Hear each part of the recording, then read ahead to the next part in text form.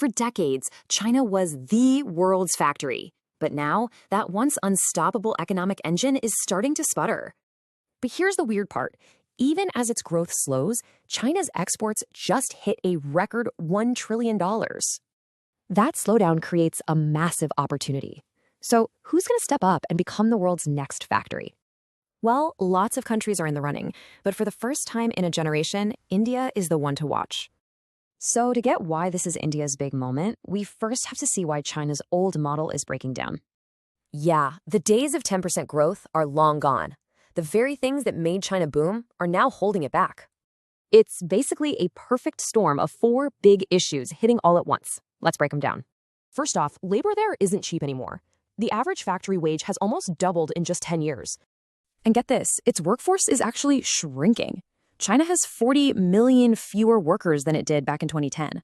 Third, that huge property bubble finally burst, and that's crushing demand for stuff made in China. And finally, all the political drama is pushing companies to find a backup plan, this China plus one strategy. And this is where India comes in. It's playing a totally different game now. While everyone else is slowing, the IMF says India is set to grow at a solid 6.4%, way ahead of China. Its government is dangling cash to big companies, basically paying them to make and export stuff from India. But India's real secret weapon? It might be its digital infrastructure. It just cuts right through the red tape. Of course, it's not going to be a walk in the park. India has some massive hurdles to clear. Right now, manufacturing is only 13% of its economy. China, at its peak, was at 27%. That's a huge gap. And infrastructure is a big one. Clogged roads and power outages add costs you just can't ignore. But the real challenge is creating jobs for millions, not just for a few skilled engineers. That part is crucial.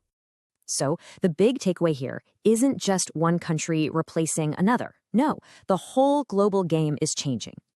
The future is about not putting all your eggs in one basket. Companies want options, like Vietnam and Mexico too. But India's got this unique combo, a huge workforce, a giant market, and it kind of plays nice with everyone. Which brings us to the final point. The goal isn't to be the next China. It's really about being the first